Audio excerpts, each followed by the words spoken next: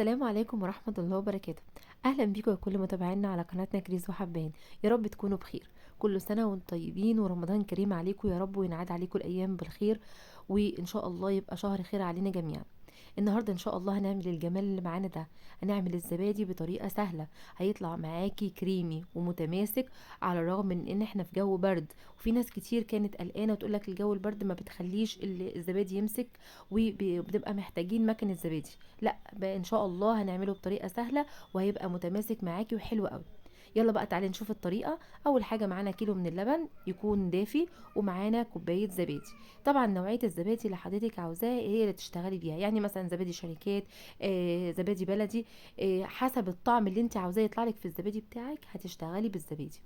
الخميره يعني اللي انت هتحطيها. هجيب الزبديه بتاعتي وهحطها كده وهضربها بالمضرب اليدوي كويس قوي لحد ما توصل لقوام كريمي. وبعد كده هحط عليها معلقتين من اللبن. طبعا اللبن هنا زي ما قلت دافي، يعني زي رضعة البيبي كده، او دمعة العين. وبعد كده هسكر بقى الزبادي بتاعي بمعلقتين من السكر.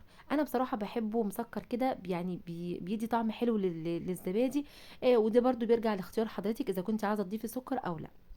هقلب بقى كويس قوي لحد ما السكر يدوب. وبعد كده هنزل بالجزء بتاع الزبادي، اللي هي الخميره، واقلبها كويس قوي. المرحله دي مهمه جدا ان انت تقلبي كويس جدا عشان تتاكدي ان الزبديه اللي انت حطيتيها دابت في اللبن كله.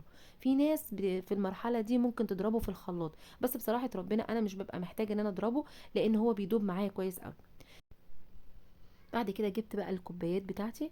انا هنا كنت جبت كوبايات كبيره شويه، لقيتها هتاخد كميه كبيره بصراحه. فيعني ايه، قلت لا دي كبيره قوي.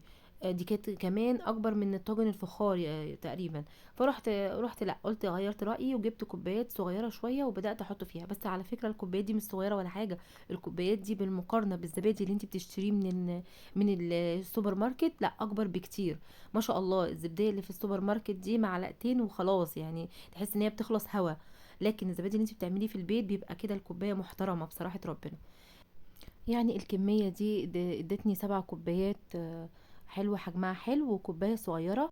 يعني كيلو لبن بيديني كميه حلوه جدا، فيها وفر برضو وكفايه التوفير، يعني ايه في حجم الزبديه اللي انت بتعمليها. والاكتر والاهم من كده النظافه، وان انت متاكده من حاجه انت عاملاها في البيت. المهم ان انت بس تمشي على الخطوات اللي انا بقول لحضرتك عليها عشان تطلعي الزبديه كويسه.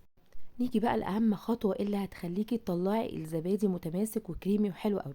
اول حاجه انا سخنت ميه خليتها دافيه كده، وبدات احطها في الصينيه اللي انا بستعملها. تقريبا لحد تلت الكوبايه يبقى مليانه ميه. الميه تكون دافيه، مش سخنه يا جماعه، عشان الزبادي يظبط معانا. تمام. بتهيالي يعني ايه الدنيا كده واضحة لحد دلوقتي. هنيجي بقى نجيب استرتش. والاسترتش هنا نقطة مهمة جدا عشان يوصلنا للنتيجة زي ما قلنا ان احنا عاوزينها، ان احنا نغطي على الزبادي بتاعنا بسترتش. طب هيجي حد مثلا يقول لي طب انا ما عنديش استرتش هغطي مثلا بالصينية او حاجة. هقول لا، لان الاسترتش هنا هيعمل تكتيم او يعمل تحضير للحرارة او يعني ايه الدفى بتاع المية. فهيخلي الزبادي ان شاء الله يوصل للنتيجه اللي احنا عاوزينها. هحط الاسترتش واغطيه كويس قوي واقفل على الصينيه كويس قوي عشان توصل معايا للدرجه دي. هيدخل الفرن بقى. هيدخل الفرن لمدة 4 ساعات تقريبا.